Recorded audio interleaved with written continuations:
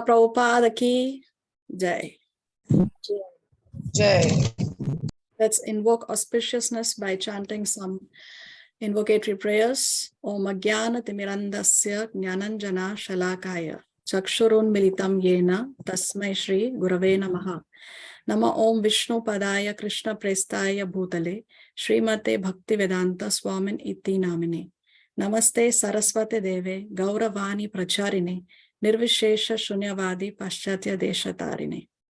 He Krishna Karuna Sindhu Dina Bandhu Jagatpate Gopesha Gopika Kanta Radha Kanta Namostute Tapta Kanchana Gaurangi Radhe Vrindavaneshwari Rishabhanu Sute Devi Pranamami Hari Priye Vancha Kalpa Taruvyascha Kripa Sindhu Vyayevacha Patitanam Pavanebhyo Vaishnavebhyo Namo Namaha. Shri Krishna Chaitanya Prabhu Nityananda Shri Advaita Gadadhar Shrivasati Gaura Bhakta Vrinda. Hare Krishna Krishna Krishna Hare Hare Hare Rama Rama Rama Hare Hare. Okay, so what did we see in the previous class?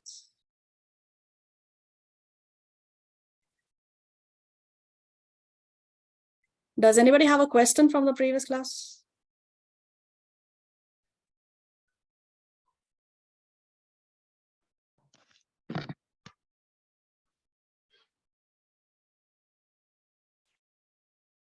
Okay, so then what did we see? What are the three Qs? EQ.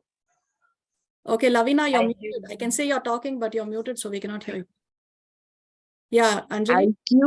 IQ, EQ, and SQ. Yeah, SQ. IQ, EQ, and SQ. So IQ is what quotient? Intellectual quotient. Commonly, they refer to it as intelligence quotient, but we discussed how there's a difference between intellect and intelligence. So what IQ actually measures is one's intellect, not intelligence, because there is more to intelligence than just being able to verbalize or repeat what one has heard, or the ability to solve mathematical equations or problems like that. No, so there is more to intelligence than just the intellect, which is emotional quotient and spiritual quotient. So a good IQ can get me hired because I may have good grades. So a good IQ can get me hired, but then if I have a bad EQ in my job, I can be fired, irrespective of the fact that I have a good IQ, because how I deal with my how I'm able to get along with the people I work with, my boss, that comes into that is of importance in our workplace or in our relationships in our everyday life. But more important than EQ, we discussed is SQ, spiritual quotient. We should know what we are doing, why we are doing, and what is it that is going to really give us happiness. Okay. Then what else did we see? What are the three ways to acquire knowledge?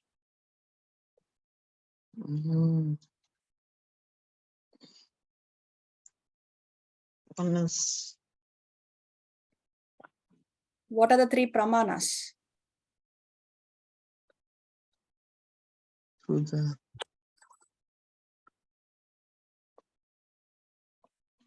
eyes. What's that? Through eyes. I don't know what's the word. Yes, through the senses. Which pramana is that? You can refer to the notes.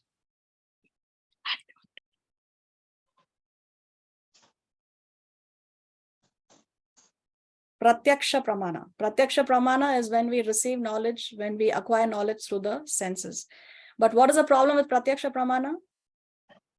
The four defects of the living entities. So what are the four defects of the living entities? One is we have imperfect senses. 2, we are illusion. 3, we have the tendency to cheat. And 4, we have the tendency to commit mistakes. So because of these four defects of the living entity, we cannot completely rely on Pratyaksha pramana. Then we have Anumana pramana. Anumana pramana means guesswork. Perhaps it is like that. We saw the example of the 6 blind men exploring the elephant, isn't it? So it's only guesswork. So we cannot completely rely on Anumana pramana. And third is Shabda pramana, where the knowledge is received through disciplic succession from the guru to the disciple. It is passed down, and it is the most reliable way of acquiring knowledge, because This knowledge, as we discussed from the Srimad Bhagavatam, is coming directly from Krishna. Although the person we are receiving the knowledge from has the 4 defects, still, because the knowledge is perfect, therefore we can completely rely. Scriptural facts do not change over time. Scientific facts or other facts can change over time, isn't it? Just like when I was studying in my school, I was taught that Pluto is the 9th planet. But now my daughter is taught that Pluto is not a planet. So you see very quickly in the next generation, the scientific facts are changing. So, but Vedic facts do not change over time. They remain as it is because they are universal laws. They apply to everyone across all cultures, across all time periods. Nationality, caste, generations do not matter. It's the same for everyone. It's a universal law, just like how we have the law of gravity. The law of gravity will apply over all time periods to all nationalities, to every living entity, irrespective of whether you're a human being or a cat. The law of gravity applies to everyone. So Vedic laws are like that, universal laws. They do not change over time. So therefore, Anumana Praman is the most reliable way of acquiring knowledge. Okay, so let's start today's presentation. Before we begin today's presentation, please repeat after me. Om Namo Bhagavate Vasudevaya. Om Namo Bhagavate Vasudevaya. Vasudevaya. Om Namo Bhagavate Vasudevaya. Om Om Namo Namo Bhagavate Vasudevaya. Vasudevaya. Om Namo Bhagavate Vasudevaya. Om Namo Bhagavate Bhagavate Vasudevaya. Vasudevaya. Okay.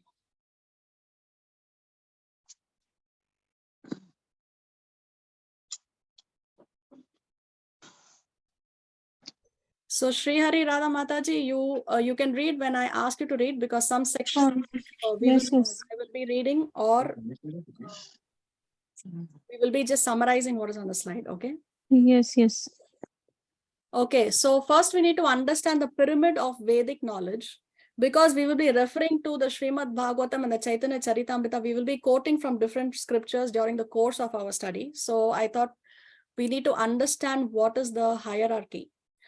So Bhagavad Gita, if we have to put the Vedic knowledge in a pyramid, Bhagavad Gita is at the bottom because it is a book that is universal for everyone. The Bhagavad Gita concludes with Krishna's instruction, which is surrender unto me. Krishna says, Sarva Dharmam Parityaja, Mam Ekam Sharanam Raja. So he says that surrender unto me. He says this in the last chapter, 18th chapter. Now, so therefore, Bhagavad Gita tells us, now if somebody tells us, let's say we are in a room and somebody walks into the room and tells us, surrender unto me. The first question is not, who are you, first of all? Kaun hai? Who are you, first of all? So Krishna gives us the identity of God, because in the Bhagavad Gita, Krishna reveals the universal form. No? He's showing us who he is. So it tells us the identity of God. The Bhagavad Gita is a universal book. It tells us God's identity. Then higher on the pyramid is the Srimad Bhagavatam, which is the final masterpiece that was composed by Srila Vyasadeva upon the instruction of his spiritual master, Narada Muni, which we discussed previously. So Srimad Bhagavatam tells us why we have to surrender. So somebody walks in the room, first we ask him, who are you? So he says, okay, I am so-and-so. Okay, fine, you are so-and-so. But why do we have to surrender to you will be our next obvious question, isn't it? So Srimad Bhagavatam tells us why we have to surrender to the Lord. So Bhagavatam tells us God's activities. The Srimad Bhagavatam describes in great detail all the incarnations of the Lord. Every incarnation is there. Also, the incarnations that have not yet appeared are already foretold in the Srimad Bhagavatam. So when the Bhagavatam was composed some 5,000 years back by Vyasadeva, he already wrote about the appearance of Buddha, who had not yet appeared yet. And it's also mentioned what is going to be the place of appearance of Kalki avatar. He has not yet appeared. He will appear at the end of Kali Yuga. But it's already foretold where he will appear, what is the name of the village, what are the names of his parents, how he will ride on a white horse. So all those descriptions are already foretold in the Srimad Bhagavatam. So all the incarnations are described in the Srimad Bhagavatam. So all the activities of God is there, and it culminates with the activities of Lord Sri Krishna, from his appearance to his disappearance. So why we have to surrender? See, when we hear about God's activities, then we will fall in love with the Lord. It's not that it's a robotic process. Okay, you surrender unto me, so you just surrender. No, it's based on love.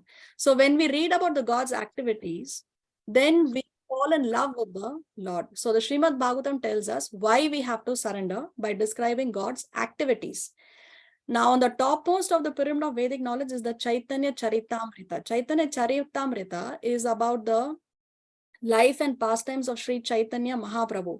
Now, who is Chaitanya Mahaprabhu? Chaitanya Mahaprabhu is Krishna himself, but in the mood of Srimati Radharani. People out of the Vaishnavas, they don't know about so much about Lord Chaitanya Mahaprabhu. But of all the incarnations that have appeared, Chaitanya Mahaprabhu is the most merciful avatar. He is called as Parama Karuna, the most merciful avatar. Why is he the most merciful? He is even more merciful than Krishna, because he gave us something that even Krishna did not give us. Krishna had one condition, which was, first you surrender unto me. But Chaitanya Mahaprabhu, he distributed the love of God without any conditions. He is the one who gave us this Hare Krishna mantra. Now, previously, prior to the appearance of Chaitanya Mahaprabhu, this Hare Krishna mantra, Hare Krishna, Krishna Krishna, Hare Ram, Ram Ram, Hare, was a secret mantra in the Vedas. It was not open for everyone. Only the qualified people would receive this mantra. But Chaitanya Mahaprabhu, he opened up this mantra for everyone so that everyone can receive the mercy, irrespective of whether one is qualified or not qualified. Therefore, he is called as the most merciful, most munificent incarnation. He is Krishna himself, but in the mood of Srimati Radharani. So the mood is different. He is the combined form of Radha and Krishna. And his complexion is golden because Srimati Radharani's complexion is golden. We say no tapta kanchana gaurangi. So she is molten gold complexion. So therefore, Chaitanya Mahaprabhu is golden complexion. I see there is a hand raised. Is there a question?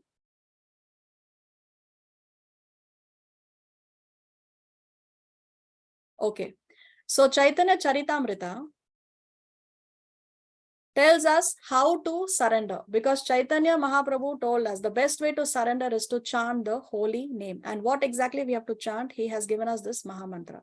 This Maha Mantra is called as the Maha Mantra because it is the mantra of all the mantras. See, mantra, the word mantra is a combination of two words, man and tra. Man means mind and tra means to liberate. So mantra is that which liberates the mind.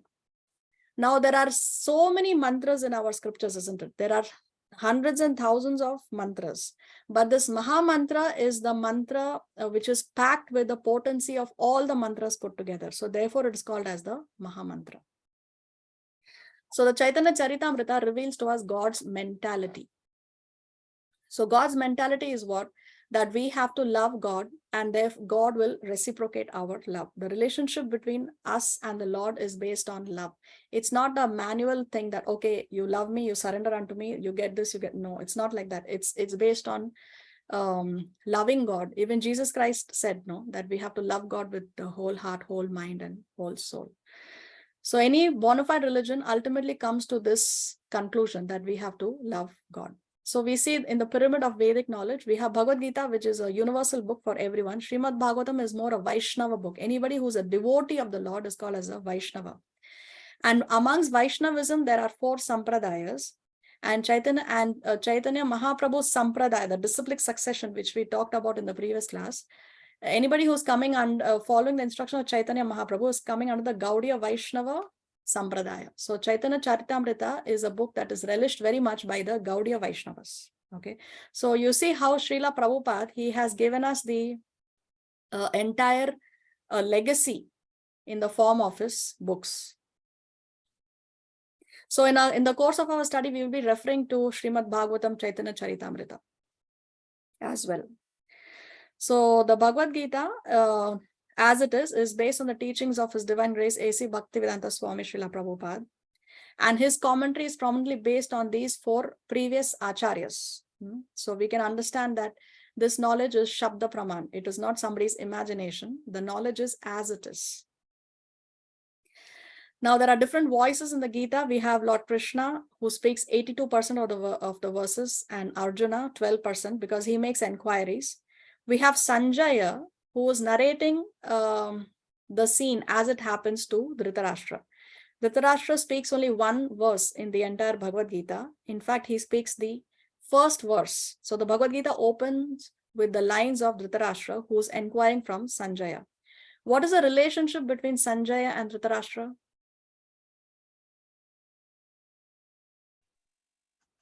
He's his chariot man. Sanjay, Brother. No. Sanjay was the chariot driver of Chariot Dhritarashtra. man. Yes, he is the chariot driver of Dhritarashtra and also was his secretary. Okay.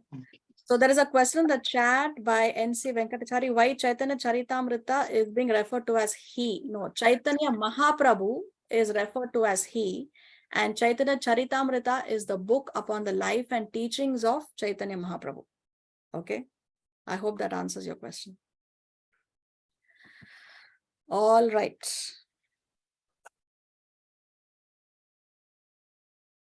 So Bhagavad Gita, a brief information. Bhagavad Gita means song of God. Bhagavat means God and Gita means song. So Bhagavad Gita actually is the song of God.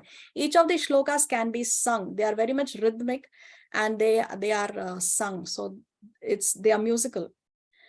It is also known as the Gitopanishad. It is the most important Upanishad in Vedic literatures. Previously, we discussed how there are 108 Upanishads. So Bhagavad Gita is the most important Upanishad. It is also called as a Yoga Shastra because the word yoga appears 78 times in the Bhagavad Gita.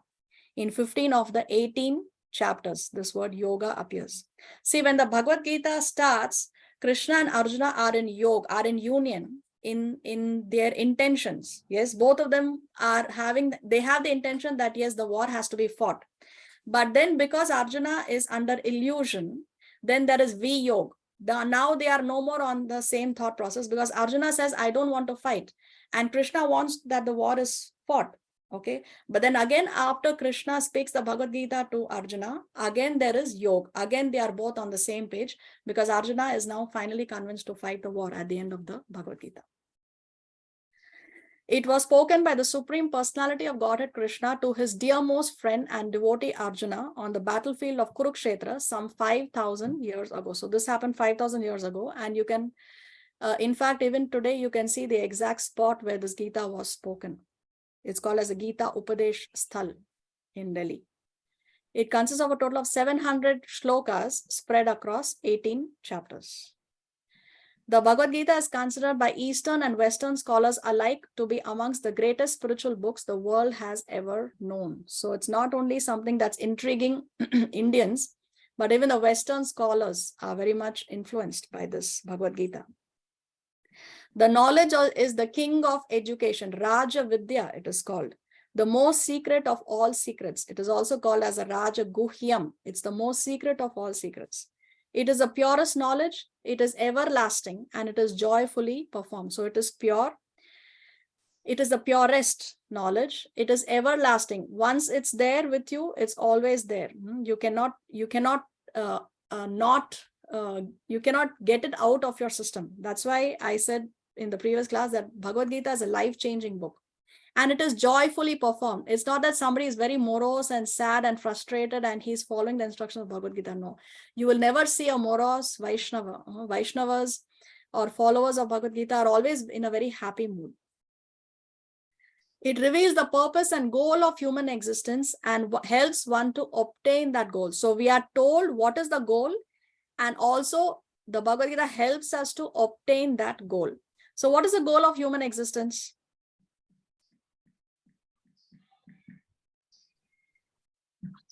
To To go attain back to Godhead, to attain. To go back home, back to Godhead. Is there something higher than that? To attain pure love of Krishna. Yes, to serve. attain pure love for the Lord.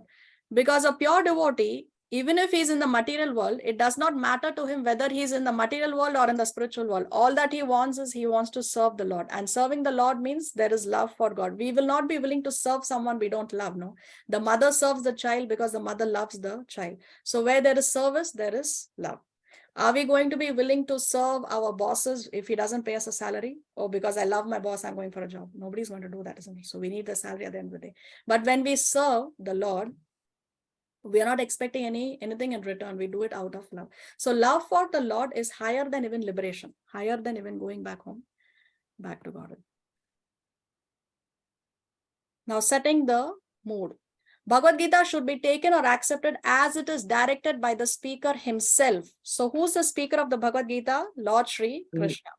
Now, when somebody writes a book, the person who knows the book best is the one who has written the book, isn't it? Nobody knows the book better than the writer of the book. So, Krishna has spoken the Gita, so we have to accept it as it is directed by Krishna himself, because there can be no better person, because he is the one who has spoken this Bhagavad Gita. Krishna tells Arjuna that he is relating the supreme secret to him because Arjuna is his devotee and his friend. Now, who is a friend? A friend is someone who is never envious of us, not someone who accompanies us to restaurants or different social events, or is visiting our house and we visit their house at the weekends. No, those are not friends. They may or may not be our friends.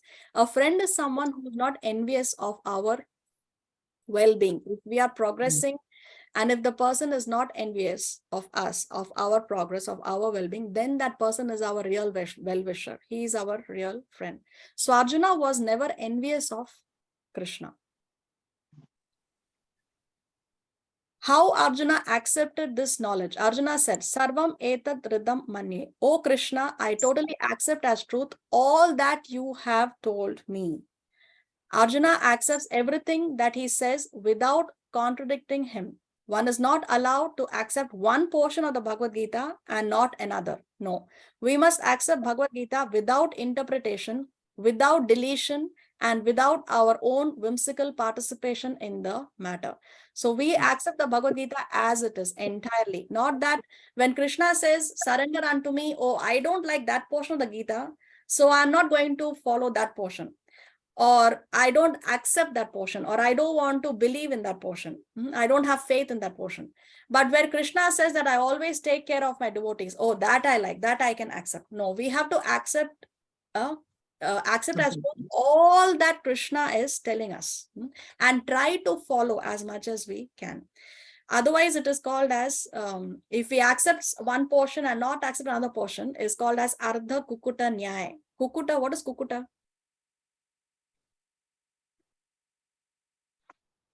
So, cock. Yes. Hen. Hen. Yes, correct. So Artha means? Meaning. Artha means half. Okay, half. So Artha Kukuta Nyaya means half hen theory. So we know the story from our schools, no? That the man, he liked the back part of the hen because it used to lay golden eggs. But because I have to feed the hen, and so I don't like the head, so he chops off the head. So then what? He even loses from getting the golden eggs. So he has to accept the hen entirely. Otherwise, no use. So like that, we cannot follow this Ardha Kukuta Nyaya or half hen theory when we are learning the Bhagavad Gita. Unless one reads the Bhagavad Gita in a submissive spirit, it is very difficult to understand Bhagavad Gita because it is a great mystery. So we saw how it is the most secret of all secrets. But one can say, okay, it is available in a bookshop, it is available online. How come it's a secret? How it is a secret is that Krishna decides to reveal the knowledge to one who is submissive. If I read the Gita, if I just flip through the pages and I read, even if I read each page, and I may be a great Sanskrit scholar also, I will never understand the Gita if I don't read it in a submissive spirit. Some people read the Gita out of a challenging mood. Let's see what's there in it for me. Or I read only because I want to refute the arguments. So if I read it with that spirit, I'm never going to be able to understand the Gita. We should at least theoretically accept Sri Krishna as a supreme personality of Godhead, and with that submissive spirit, we can understand the Bhagavad Gita. So just as how scientific experiments are done with a hypothesis, at least in the beginning, we at least theoretically, if we really cannot accept, we cannot place our faith in Krishna, but at least theoretically, if we accept Krishna as a supreme personality of Godhead, and we try to understand the Gita with that spirit, that submissive spirit, then we will be able to understand the Bhagavad Gita. One should read Bhagavad Gita very scrutinizingly. This is how we should read, very, very scrutinizingly, with the help of whom? Of a person who is a devotee of Sri Krishna. See, when we get information from somebody who is a non-devotee, maybe the person can give us some information, but that But hearing from that person will not lead to a transformation. When we hear from a devotee of the Lord, then that message goes to the heart, and that will help to transform us. So therefore, we should read scrutinizingly with the help of a devotee.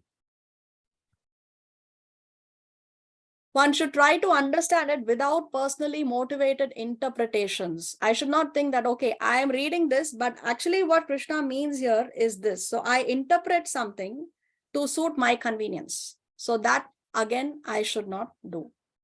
If one understands the Bhagavad Gita in the appropriate manner, then he surpasses all Vedic wisdom and all scriptures of the world. So in our Shastras, there are also Shastras which teach material religiosity. What is material religiosity? Material religiosity means if I have a desire, let's say I don't have a child and I want to have a child. So then there is a yagya that is given in our Shastras. You do this yagya, you can get a child. Or you do this yagya, you can get wealth. Something like that. Okay. So for every material need, there are solutions given in our scriptures. But Bhagavad Gita is a book that surpasses all these shastras that teach material religiosity. Why? Because material religiosity is not pure, because it is based on I want something in return. So it is not done out of love for the Lord. It is done because I want something in return. So it's more like a business deal. When something is done out of pure love, then that is pure knowledge. One will find in the Bhagavad Gita all that is contained in other scriptures, but the reader will also find things which are not to be found elsewhere. That is the specific standard of the Gita. So again, because it's not talking about material religiosity. It is a perfect theistic science. Theistic science, the opposite of atheism is theism, which means that we believe in God. So why it is a perfect theistic science? Because it is directly spoken by Krishna himself. And Krishna is beyond the 4 defects of the living entity, obviously. In this age of Kali, it is very difficult to perform sacrifices recommended in Vedic scriptures, because these sacrifices or these yagyas are something that were previously done with a lot of opulence. It requires a lot of effort. It requires a lot of finances to be able to perform these yagyas. So in the Kali Yuga, because finances are also tight, therefore it is difficult to perform all those yagyas that are recommended in the Shastras. Also, vows, austerity, and penances are difficult to perform. We cannot perform the kind of austerities and penances that in the previous yugas people do. No, they would go hungry for so many months. They would stand on one leg for so many months together. Now in Kali Yuga, who is able to do that? So it's very difficult to perform all this. But still one can satisfy the Supreme Lord by a devotional recitation of Gita. Curses or effect of black magic will not affect us if we regularly recite the Bhagavad Gita. While performing Shraddh, if one recites Bhagavad Gita, the forefathers will become happy, and if they are suffering in the hell, they will ascend to the heaven. Not only Shraddh ceremony, but any ceremony or ritual becomes glorious if it is accompanied by the chanting of Bhagavad Gita. So any ceremony, any ritual that is done, if it is accompanied by chanting of the Bhagavad Gita, then it becomes glorious. If a person hears Bhagavad Gita at the time of death, all his sinful reactions are nullified and he becomes entitled to liberation. So previously, in the previous class, we discussed the law of last thought, isn't it? How the last thought determines what is going to be our next destination. So if we can hear Bhagavad Gita at the time of death, then all the sinful reactions are nullified. Everything gone. The slate is wiped clean and one becomes entitled to liberation. So let us read a little bit of the background of what led to this war. Yeah, Sri Hari, Radha Mataji, are you there? Hare Krishna. Please read. Setting the scene, the principal narrative of Mahabharata concerns a war between the Kauravas and the 100 sons of Dhritarashtra, and on the opposing side their cousins, the Pandavas, or the sons of Pandu, led by their elder brother Yudhishthira. Pandu and Dhritarashtra were the sons of King Vichitravarya, a descendant of King Bharata, a former ruler of the world. from whom the name Mahabharata is derived. Yudhishthira was the elder, but because he was born blind, the throne that otherwise would have been his developed upon his younger brother Pandu, however, died at an early age, and his 5 sons, Yudhishthira, Bhima, Arjuna, Nakula, and Sahadev, came under the guardianship of Yudhishthira. Yudhishthira was blinded by the love of his son, wished that they rather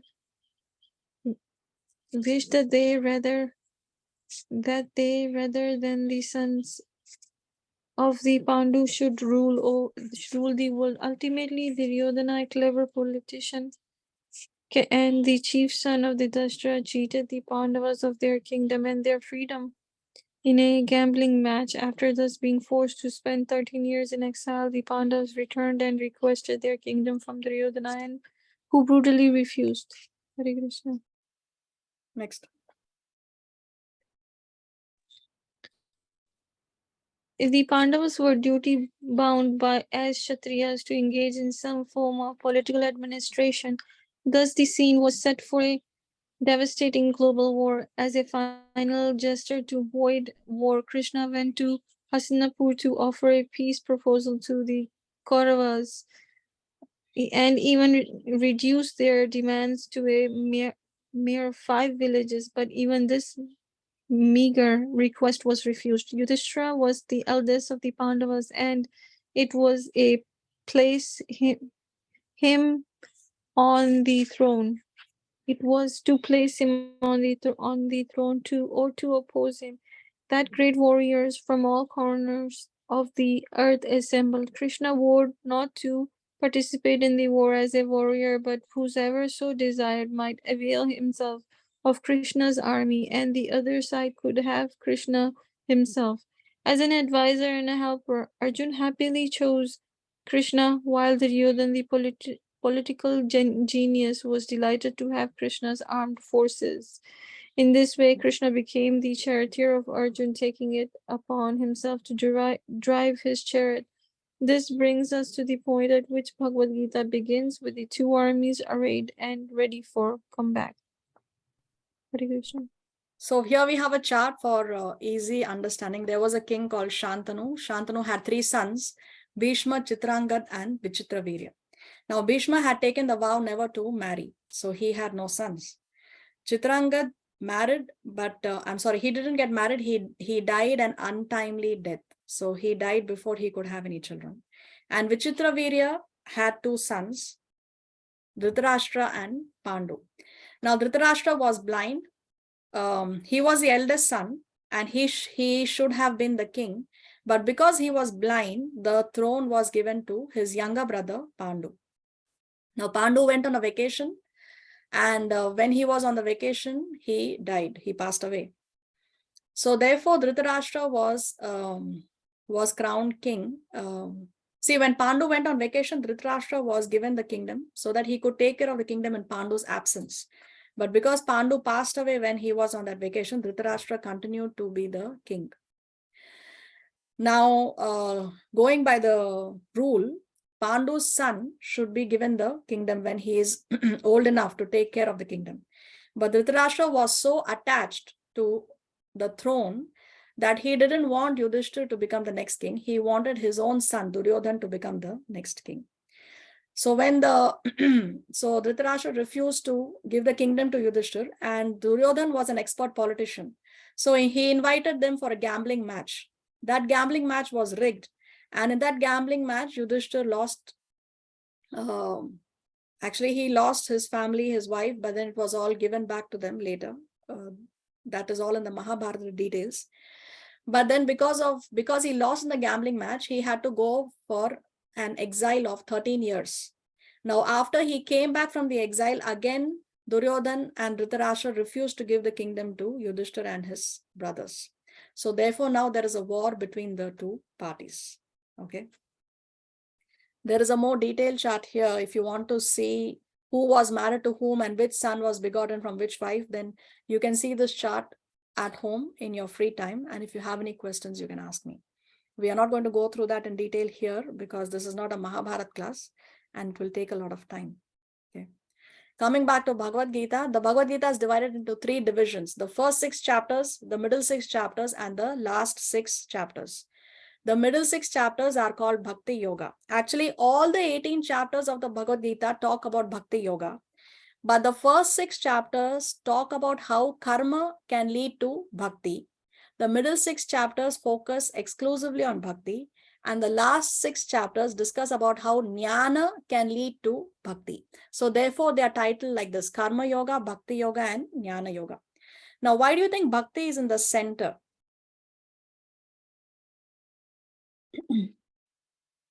Because it is the most important. Yes, bhakti is the most important of all the yoga systems. So it is the most important. So if it is the most important, why should it be kept in the center? It should be in the beginning, isn't it? The most important things we prioritize, the first thing on our priority list. Why should it be in the center? Because king is always in the center. Because king is always in the center.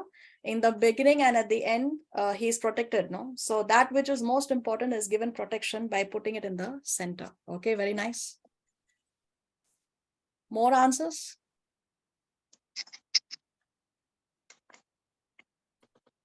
Without jnana, how can we get bhakti?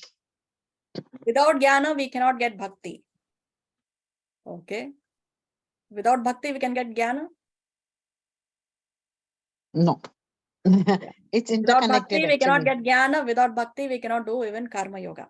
So the thing is that sorry. bhakti, see, there is no meaning to karma and jnana without bhakti.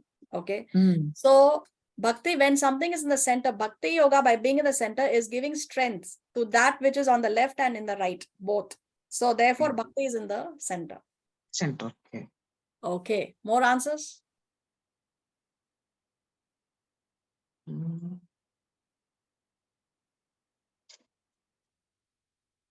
Okay, let's see what we have here. Let's read. Why Bhakti Yoga is in the middle of the Bhagavad Gita? Bhakti is rasaya, secret. It is the essence of all scriptures. Secrets are generally not revealed until we become intimate. Hence, out of respect, Bhakti is placed in the middle.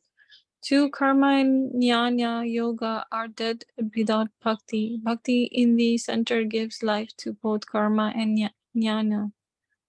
3. That which is most important is kept in the middle, e.g. king travels with his army on both sides. Hare Krishna.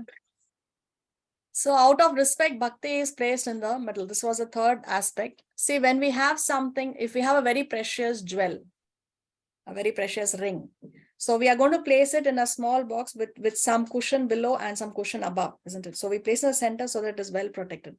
So therefore, bhakti is the most precious thing. Therefore, it is kept in the center for protection. Out of respect, it is placed in the middle. Okay, so finally, we are going to begin with chapter 1 of the Bhagavad Gita. It is titled Observing the Armies on the Battlefield of Kurukshetra. It has a total of 46 shlokas. But again, before we go to shloka number 1, we have to understand what is the benefit of reading chapter 1 of the Bhagavad Gita. Now, every chapter of the Bhagavad Gita has a certain benefit that it will give by reading that particular chapter. So all this is given in a book called Gita Mahatmya. Gita Mahatmya is a part of the Padma Purana. And the Gita Mahatmya is a conversation between Lord Shiva and Goddess Parvati. Every chapter of the Gita Mahatmya glorifies the corresponding chapter of the Bhagavad Gita. So because Bhagavad Gita has 18 chapters, Gita Mahatmya also has 18 chapters. Now, as I said, Gita Mahatmya is a conversation between Lord Shiva and Parvati. And this is a conversation within another conversation, which is a conversation between Lord Vishnu and Lakshmi. So Lord Shiva is narrating to Goddess Parvati a conversation that has happened between Lord Vishnu and Goddess Lakshmi. Okay. Let's read. Parvati said, my dear husband, you know all the transcendental truths, and by your mercy I have heard the glories of the Supreme Personality of Godhead. Lord Krishna, O Lord, now I long to hear from you the glories of the Srimad Bhagavad Gita, which was spoken by Lord Krishna, and by hearing which one's devotion to Lord Krishna's increases. Lord Vishnu said, my dear Lakshmi, the workings of my multi-flowed energies and how to become free from the bonds of birth and attain my internal nature can only be understood by one of pure intelligence who has an inclination to render service unto me. This transcendental knowledge is fully explained in the Srimad Bhagavad Gita. I myself have manifested it in the form of Bhagavad Gita. This Bhagavad Gita is the destroyer of all sins, and that intelligent man who daily recites one chapter, even one shloka, and half a shloka, or at least 1/4 shloka, will attain the same position as Shusharma had attained. So Goddess Parvati is inquiring from Lord Shiva about the glories of Bhagavad Gita. And then Lord Shiva begins to narrate this conversation that happened between Lord Vishnu and Goddess Lakshmi.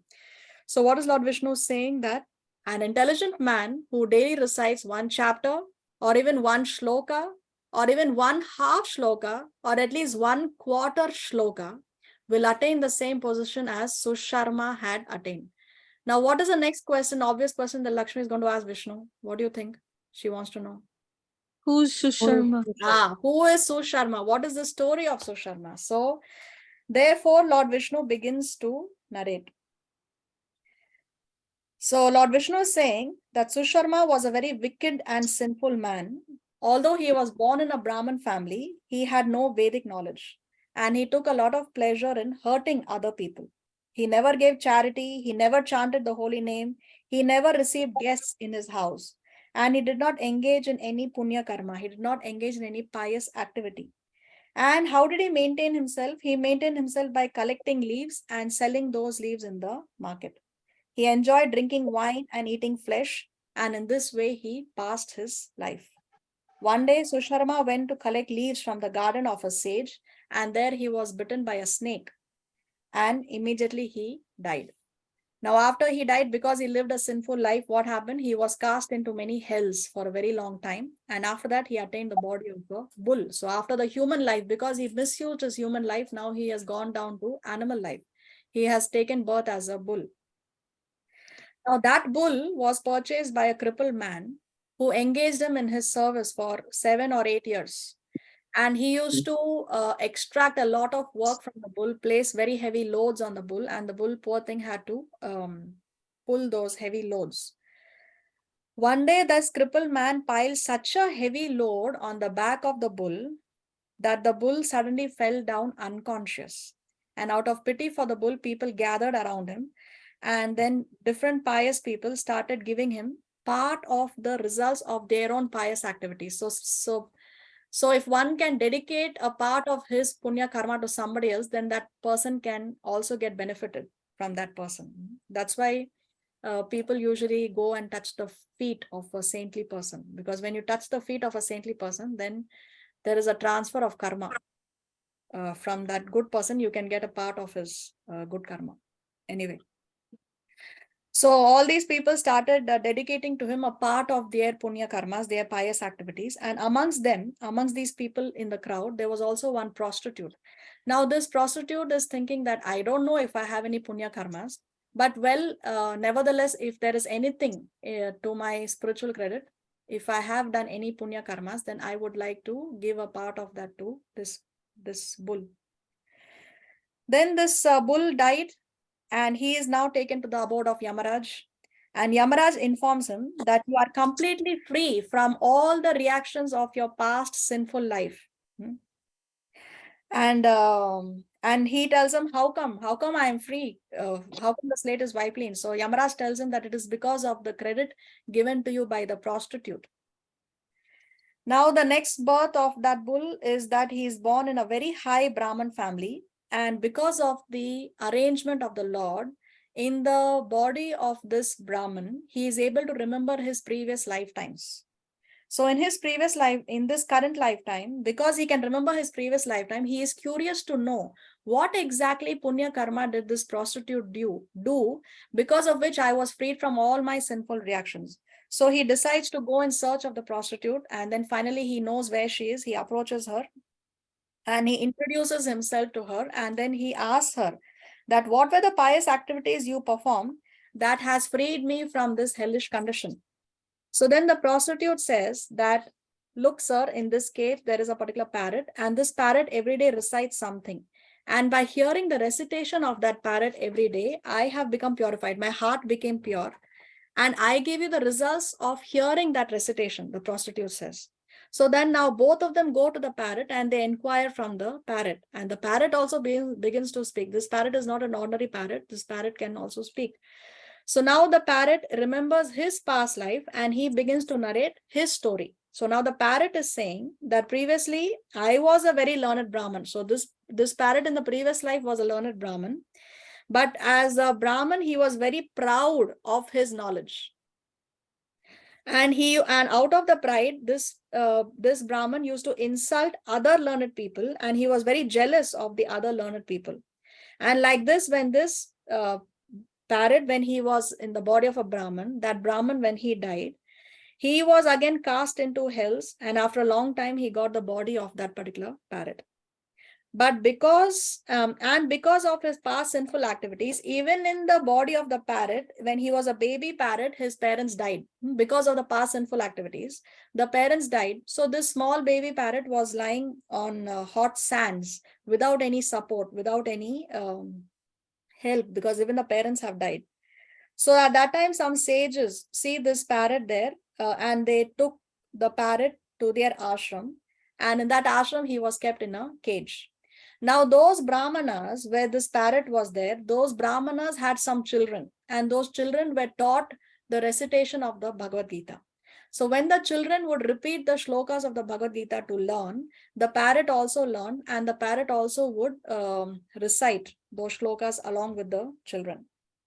One day, a thief sold the parrot and sold it to this lady who was a prostitute at that time. And therefore, this parrot who used to recite the shlokas that he heard when he was in the Brahman's house. And by hearing that recitation, this prostitute also now has become a pious lady, and her heart also is purified. And by that recitation, even Susharma was completely released from his past sinful activities. Then all three of them individually, they were continuously chanting that particular chapter of the Bhagavad Gita, and very quickly attained the supreme destination, Vaikuntha. Now, I have a question. Which chapter of the Bhagavad Gita do you think the parrot was reciting every day? Chapter 1. Chapter 1, because we are reading about the glories of chapter 1, isn't it? So what is the Gita Mahatmya, or what is the benefit of reading, reciting, learning the first chapter of the Bhagavad Gita? Is this. Lord Shiva concludes it like this. Let's read the last paragraph. Anyone who recites, who hears, who studies the first chapter of Bhagavad Gita will very easily cross over the ocean of material miseries and attain the service of the lotus feet of Lord Krishna. Hare Krishna. So this is the benefit of learning, reading, hearing this particular chapter. So chapter 1 is divided into 4 sections. We will see how far we can go today. First section, verses 1 to 11, preparation for war. Okay, let's hear the shloka.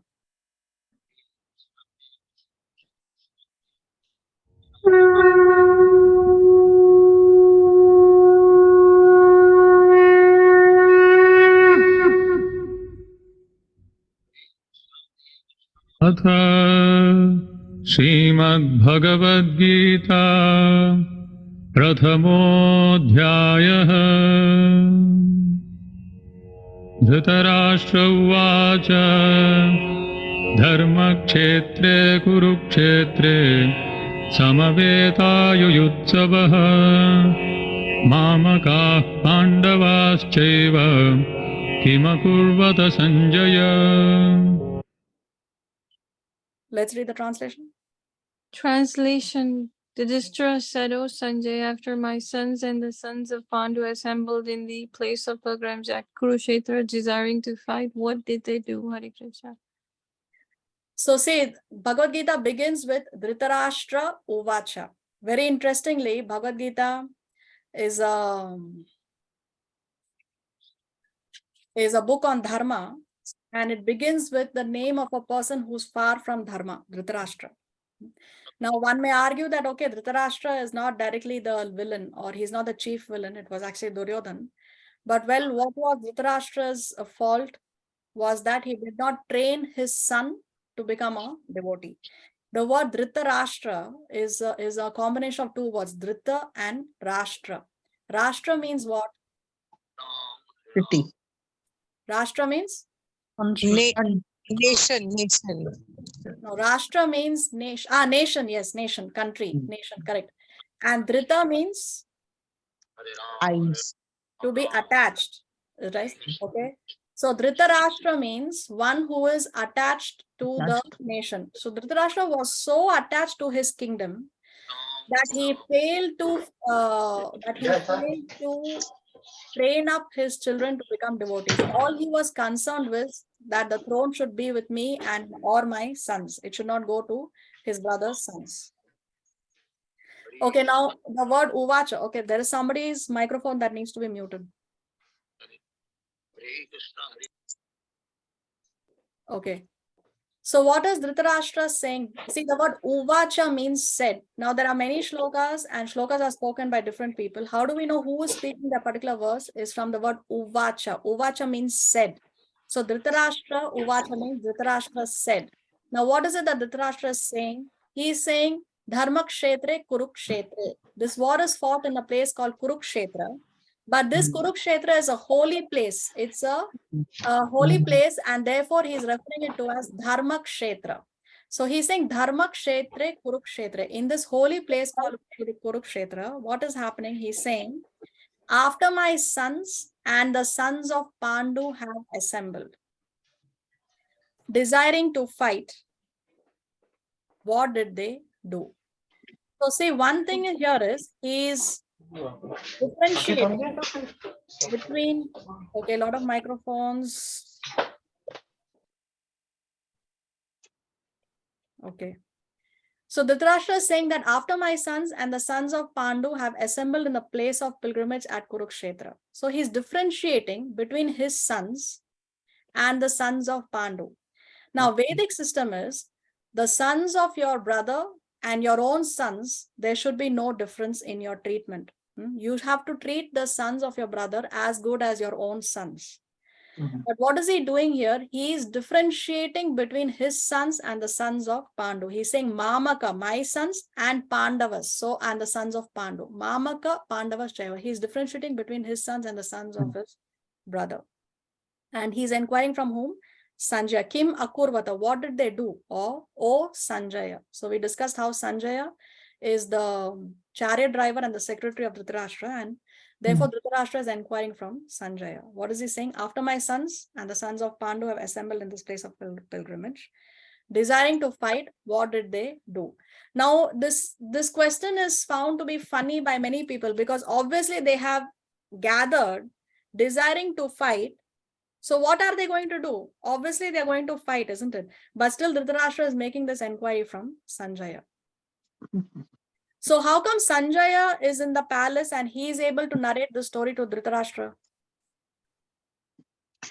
He was given born by Vedavyasa so that he can see there in the palace and narrate everything to Dhritarashtra. Yes, correct. So Vedavyas had given this boon to Sanjaya that he can see the war live while he is still in the palace of Dhritarashtra so that he can narrate the war as it happens to Dhritarashtra. Now, what is the relationship between Vedavyas and Dhritarashtra? He's his guru and he's his disciple. No. His son. His son. Yes, actually he is his biological son. And what's the relationship between Sanjaya and Vyasadeva? Your spiritual master. Vyasadeva is the spiritual master of Sanjaya. Now, actually, Vyasadeva, he came to the palace and he offered to give Dhritarashtra this divine vision. He told Dhritarashtra that you are blind. I can give you the vision by which you can see that which is going on in the battlefield. But Dhritarashtra said, I have been blind all my life. I don't want to see now. the bloodbath in the war. So Dhritarashtra refused to get that blessing from Vyasadeva, and therefore then Vyasadeva said, okay, I will give it to Sanjaya. So Sanjaya will be able to keep you informed about what is happening over there. Now let's see some points from the purport. Let's read this. Dhritarashtra's inquiry reveals Dhritarashtra's doubtful and fearful mind. Number 1, partial to his own sons. Dhritarashtra refers to only his sons as Kurus, which shows his specific position in relation to his nephews and Pandavas. Second, uses the specific word Dharmakshetra and Kurukshetra. Their importance is as follows. Kurukshetra is a sacred place of pilgrimage from immemorial time of the Vedic age. Kurukshetra is a holy place and a place of worship even for heavenly deities. The Supreme Personality of Godhead is personally present on the Pandav side.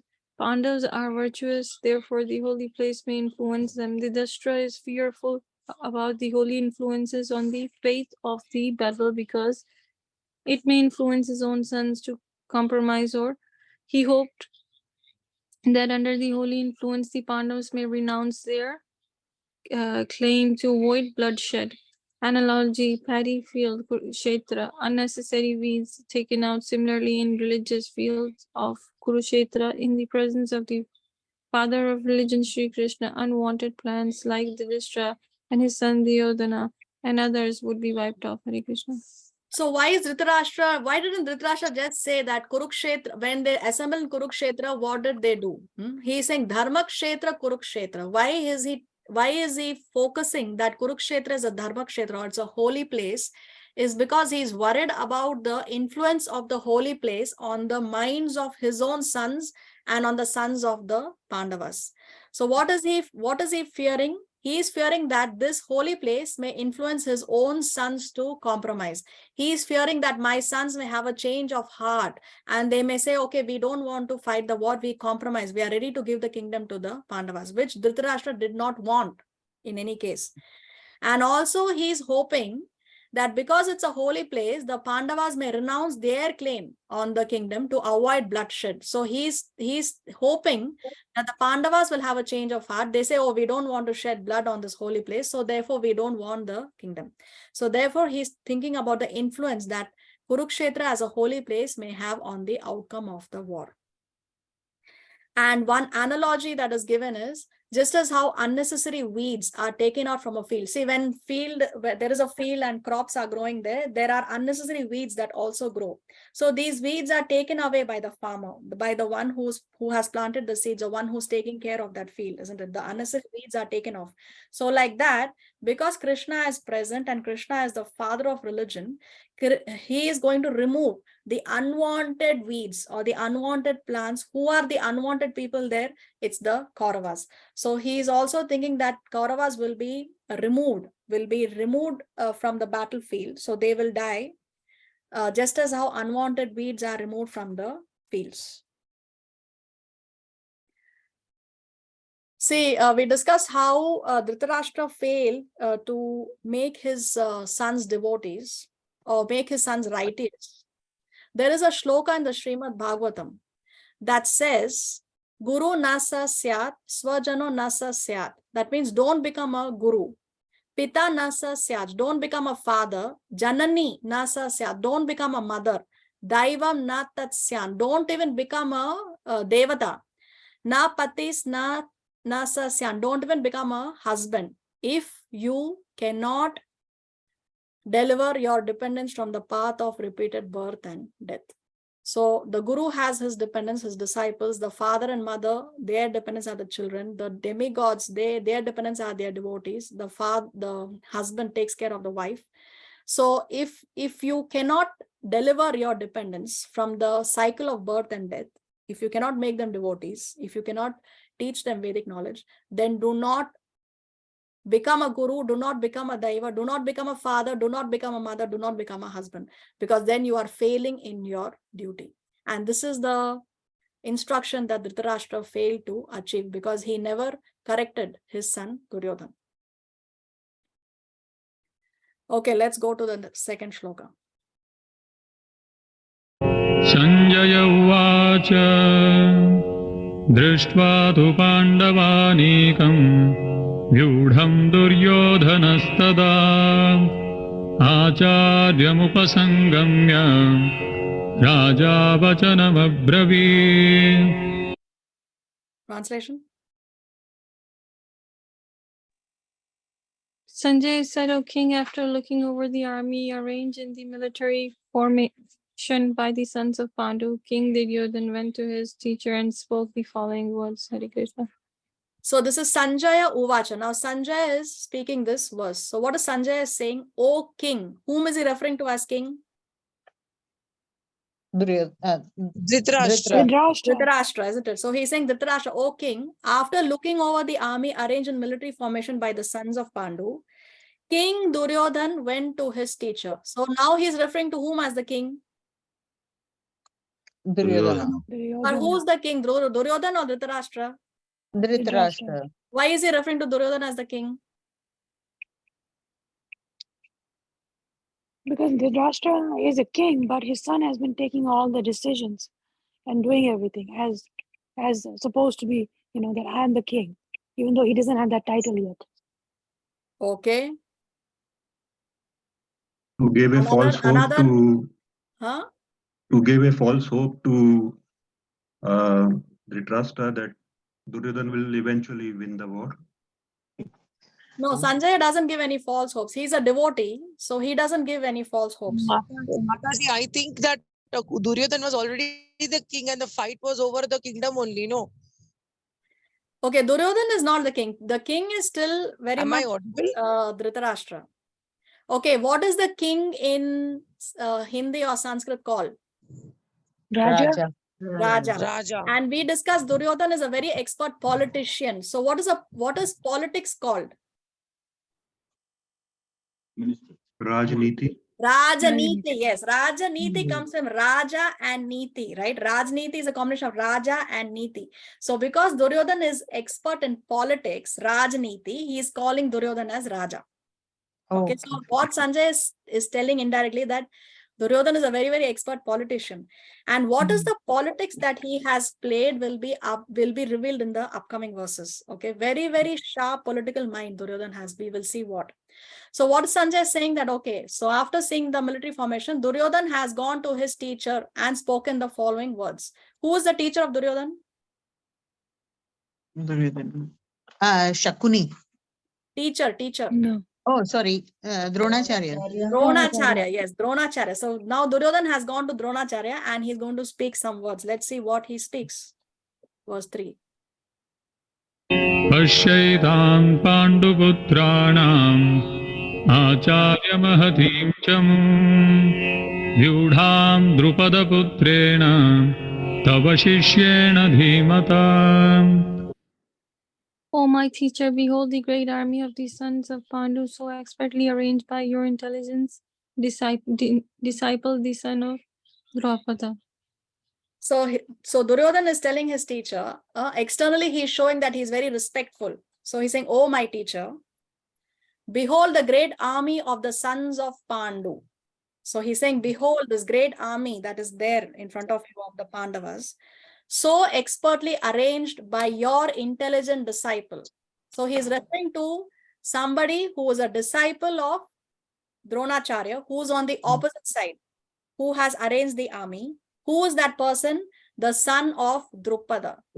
Who is that person he's referring to? Arjun. Who is the son of Drupada?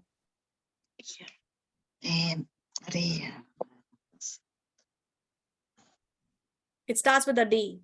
Ashwadhama. No, it starts with a D. Drupada's son. Drupada did a yajna specially to get us who can kill Drupada. To kill Drishtadum. Drishtadyumna. Yes, Drishtadyumna. So what is the story?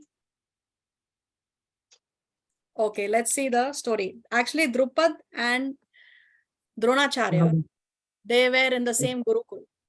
Okay, now Drupad is the son of, he's a Kshatriya, and Dronacharya is a Brahmana. So in their Gurukul times, in the school times, that time Drupad had told Dronacharya that when I become the king, when I get a kingdom, I will give you half my kingdom. So they're very close friends. So he says, I will give you half the kingdom when I get a kingdom. So years have passed by. Dronacharya is living as a poor Brahmana and Drupada is the king. Now Dronacharya is so poor that there are no finances even to buy milk for his crying son. So then he remembers that, okay, my friend had promised me half the kingdom in our Gurukul days. I will go to my friend, and he still considers him to be his friend. He goes to his friend, but then what happens that he's insulted very badly by King Drupad, and he's sent away. So he is feeling humiliated. And what he does, Dronacharya, after this, he was employed as the teacher of the Pandavas and the Kauravas. And when the education had finished, the teacher, see, when education finishes, the teacher is asked by the students, what is it that I can give you as the fees, no, Guru Dakshina. So Dronacharya asked that for Guru Dakshina, I want that you bring Drupada in front of me, chained, and you defeat him and you bring him in front of me. So then the Pandavas do exactly that. They bring Drupada, they defeat Drupada, and they bring Drupada in front of Dronacharya. And now Dronacharya says that, look, now your kingdom belongs to me because you have been defeated, you have lost the kingdom. But I give you half the kingdom in charity. So what Dronacharya did, he gave half the kingdom to Drupad, and for the other half of the kingdom, he crowned his own son as the king of the other half of the kingdom. Now, what is Drupad going to do? Is Drupad going to stay quiet? No. Now, he also wants to take revenge. So, he organizes a yagya, a fire sacrifice, especially to beget a son who can kill Dronacharya. So, from that yagya comes Drishtadyumna. So, Drishtadyumna is one person who is destined to kill Dronacharya. And Dronacharya is very well aware that in the future, Drishtadyumna is going to kill me. Okay. Now, when Drishtadyumna was young and he wanted to be educated in military science, he approaches none other than Dronacharya to impart knowledge to him. Now, Dronacharya knows that this person is going to kill me, yet he does not refuse to accept him as his disciple. And he teaches the military science to his disciple, also the one who's going to kill him in the future, Drishtadyumna. And from the same fire sacrifice, who else appears? कि मैं ambulance बुलवाऊं, आप चलोगे ambulance में? Okay, Neelam Mataji, you need to mute, please. Who else comes out from the yagya? Pandava's wife. Draupadi. Draupadi, yes. Draupadi also comes out from the same yagya. So Draupadi is the daughter of Drupad. Okay. So now, just look at how Duryodhana is addressing his teacher. He is not saying so expertly arranged by, directly he could have taken the name of Drishtadyumna, because Drishtadyumna was the commander-in-chief of the Pandavas. So it is Drishtadyumna who has arranged that military formation on the Pandava side, okay? But he is taunting Dronacharya by saying that, see, so expertly arranged by your intelligent disciple, the son of Drupada. So he's taunting him that you gave him the knowledge despite knowing that in the future he may kill you. Still, you have given him the knowledge. So he's taunting his guru. Externally, he's saying, oh, my teacher. Externally, he's being respectful, but he's taunting his teacher. And also, the political move here is that he's conveying the message to his teacher, Dronacharya, that don't be slack. Don't take it easy, or don't have any kind of emotions for the Pandavas, because the Pandavas were very close to Dronacharya. Arjuna is his favorite disciple, and he is now on the opposite side. So Duryodhana is thinking that maybe Dronacharya will not fight to his full might, because he has a soft corner for Arjuna. He has a soft corner for the Pandavas. So he may not go all out to fight the war. So he's also warning him that if you have any kind of feeling for the opposite party, immediately give it up, because who is there on the opposite side? The person who is destined to kill you is on the opposite side. So fight the war to your full capacity. So the politics that Duryodhana is playing here is that he's taunting him by saying that, look, so expertly this military arrangement is done by your intelligent disciple, the son of Drupada. Okay, so we discussed how Drishtadyumna was a commander-in-chief of the Pandava side. On the Kaurava side, these were the commanders-in-chief. Bhishma for the first 10 days of the war. Then on the 10th day, Bhishma fell. After that, Dronacharya was a commander-in-chief for the next 5 days. Then Karna for 2 days, Shalva for half a day, and then one night, the last night, Ashwatthama was appointed as the commander-in-chief. Okay, let's go to the next verse. अत्र शूरा महेश्वासा Bhimarjun समायुधि युयुधानो विराटश्च द्रुपदश्च महारथः. Here in this army are many heroic bowmen, equal in fighting to Bhima and Arjuna, great fighters like Yudhishthira, Yudhana, Virata, and Draupadi. Hare Krishna. So now what Duryodhana is doing is he is beginning to mention the fighters on the opposite side. He's beginning to see who are the people who are on the opposite side, right? So he's saying that there are many heroic bowmen equal to fighting to Bhima and Arjuna. He's saying Bhima Arjuna. First he takes the name of Bhim, then he takes the name of Arjuna. Why? Why do you think he first takes the name of Bhim? Because Bhim is the Because person he is very who vowed powerful. to kill all the son of what you say, the Because Bhim was the one who had strength, same as Duryodhana. Okay. And Ranjit, you want to complete your answer? You were saying? yeah. Because Bhim is more important because he was the one who vowed to kill all the son of Dhritarashtra. He vowed to kill all the sons of Dhritarashtra. So therefore, Duryodhana is more scared of Bhim than he is scared of Arjuna, because Bhim had taken a vow that he will kill all these Kauravas who were a part of the disrobing of Draupadi. Remember when Draupadi, they attempted to disrobe Draupadi after the gambling match. That time Bhim had taken some vows. Let us read the vows that he took. He will forcefully tear open the breast of Dushasan and drink his blood. He will break Duryodhana's thigh in the battle. He will slay the Dhritarashtra's sinful sons. He will uproot the arms of the Dushasan. So these are the vows that Bhim had taken at that time, and Duryodhana is more afraid of Bhim than he is afraid of Arjuna. He knows that if someone has to kill him, it will be only Bhim, and eventually that is what happened in the war. So anyway, so he begins to mention the warriors on the opposite side, and he mentions that there are many heroic men equal to Bhim and Arjuna. Who are they? He mentioned 3 names here: Yuyudhana, Virata, and Drupada. Who are they? Let us read. Yuyudhana was Krishna's charioteer, also known as Satyaki, the son of Satyaksha. He received knowledge of military science from Arjuna. Virata was the king who gave shelter to the Pandavas while they were in disguise. His daughter Uttara was married to Abhimanyu, the Draupad, king of the Panchala province. In Bharata, he was a staunch ally of the Pandavas, respected as the senior most king among their allies. He formed an enmity with Drona after the latter had come to him for charity and had been refused. Drona finally killed him in the Kurukshetra war. Draupad was also known as the Yagnasen, and he is said to be an expansion of the celestic Maruts. Okay, now let's see more warriors that he mentions. धृष्टकेतुश्चेकितानः काशीराजश्च विद्यवान् पुरुजित्कुन्तिभोजश्च शैव्यश्च नरपुङ्गवः.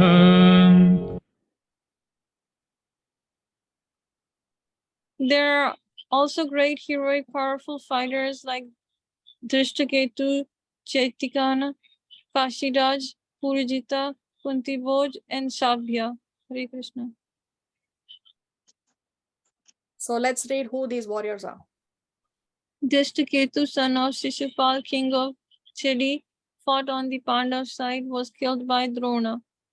Chekitan, a warrior of the Yadu dynasty, he was killed by Duryodhana during the Kurukshetra war. Kashi Raj, king of Kashi, father of Ambika and Ambalika. Kunti Bhoj adopted Kunti from King Surasen. Surasen was Krishna's grandfather and father of Vasudev. Was killed by Dronacharya. King Surasen gave birth to the childless cousin and close friend Kunti Bhoj. King Sura's father's sister's son was Kunti Bhoja. Purijata and Saiba, allies of the Pandavas. So here he is mentioning more heroic, powerful fighters which are there on the opposite side. And then he mentions more names. The last verse for the day we will see. युधामन्युश्च विक्रान्त उत्तमौजाश्च वीर्यवान् सौभद्रो द्रौपदेयाश्च सर्व एव महारथाः. There are the mighty Yudhamanyu, the very powerful Uttamaju, the son of Subhadra, and the sons of Draupadi. All these warriors are great charioteer fighters. So let's see who these warriors are. Yudhamanyu and Uttamaj, sons of Draupadi, sons of Subhadra, Abhimanyu, sons of Draupadi, Pariti Vindhaya from Yudhishthira, Suta Soma from Bhima, Shruta Karma from Arjuna,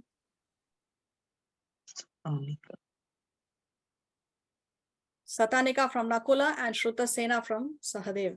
We lost you, Shri Harizam. I'm sorry. Okay. So now let's discuss why is it that Duryodhana is mentioning all these warriors on the opposite side.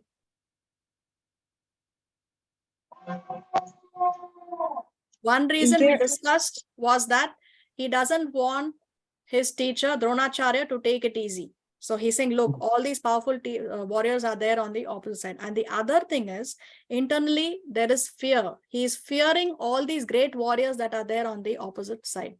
Duryodhana sees all these warriors and he says that, okay, so see Maharatha. Maharatha means they're all Maharathis. Maharathis means they are very great warriors. One Maharathi can fight 720,000 warriors at one time. Then we have Atirathis who can fight 60,000 warriors at one time. So there are Atirathis and Maharathis, the opposite side he is saying. So one thing is that he doesn't want his teacher to take it easy. Two, he is also fearing the people who are on the opposite side.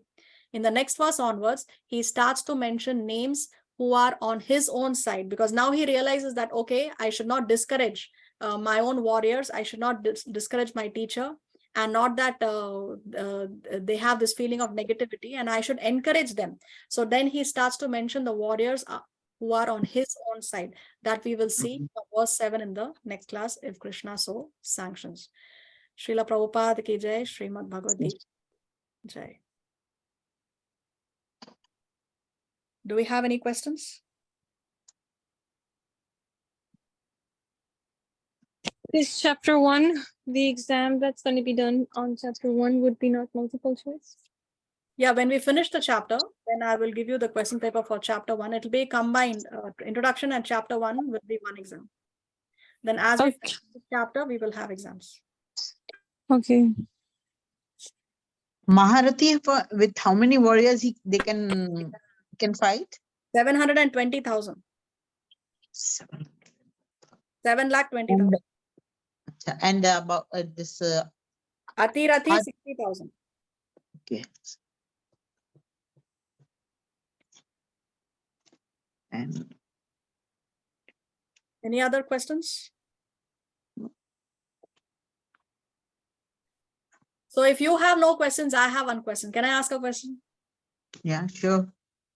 Okay, amongst all these people who Duryodhana has mentioned, is there any person he is missing out on? A prominent personality? Because he's mentioning the prominent names, Maharathis, Atirathis. So any prominent name that he has not mentioned? He didn't Krishna. mention Krishna. He has failed to mention Krishna.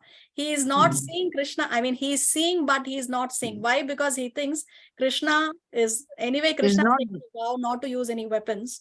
So what is Krishna going to do in the war? Isn't it? So he thinks Krishna is completely inconsequential. There's nothing that he can do in the war because he's not going to lift any weapons. So you see, his father is blind. He cannot physically see. But Duryodhana is also blind out of envy. He is failing to see the most prominent personality on the opposite side, which is Krishna. And he doesn't even think that he doesn't even want to mention that name. No? He thinks he's completely useless over there. No use. So see, Duryodhana is prejudicially blind. He has his prejudice that Krishna cannot do anything in the war. But it actually was a game changer, isn't it? Okay. So there is a question in the chat. Let's read. Just curious why first chapter starts with a context of setting of a war. This question is from NC Venkatachari. Yeah, because Bhagavad Gita was spoken on the battlefield. And we need to have some context about how this knowledge started. See, Krishna did not speak this knowledge in a jungle or in a forest isolatedly to Arjuna, which he could have done if he wanted to, but he chose this very, very dramatic setting of a battlefield. Why? Because one may give the excuse, oh, I cannot follow the instructions of Bhagavad Gita because I have so many problems in my life. I have so many things to attend to. I have so many duties to attend to. But Arjuna, he was a sannyasi. He was a renunciant. No, if Krishna has spoken to a sannyasi or renunciant who's not actively living a materialistic life, so to speak, one could come up with that excuse. Oh, that person was just in the jungle, just in the forest. He could have followed Bhagavad Gita. I cannot follow because I have so many things to attend to. But no, if Arjuna had to follow the instructions of Bhagavad Gita, being in the middle of such a dramatic battlefield, none of us are in a more worse situation than Arjuna. Because imagine he has to kill his own people he loved so much, his teachers, his uncles, cousins, his friends. He has to kill them, and he's facing all these weapons, Brahmastras and celestial weapons, and at the same time he has to follow the instructions of Bhagavad Gita, right? So if Arjuna had to do it, then we have no excuse. We may be facing our own battles in our lifetimes, but nobody is in a worse situation than Arjuna. So there is no excuse why we should not follow the instructions. So because he chose that setting, there is a background that needs to be given as to how this knowledge was spoken. What is the background of where this knowledge was given.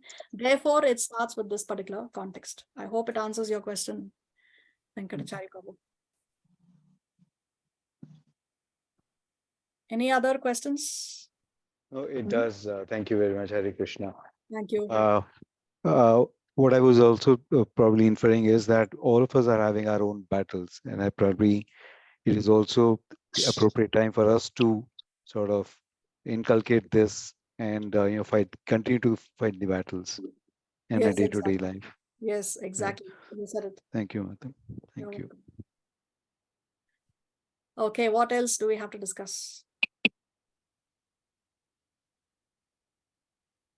Thank you for keeping your camera on, Deepa and Shreya. Always nice to see faces and communicate with your camera on. Thank you very much. Anything else? No. Thank you. Thank you, Mataji. Hare Thank Krishna. you so much. Thank you. Thank you. Hare Krishna. Okay, then, so we'll take your leave. Thank you. Hare Krishna. पावनेभ्यो वैष्णवेभ्यो नमो नमः। श्रीमद् भगवद गीता की जय। श्रील प्रभुपाद की Yeah. Hari Hari. Yeah. Hare Krishna. Hare Krishna. Hare Krishna. Namo Pranam. Hare Krishna. Hare Krishna, Mataji. हरे Krishna. Krishna.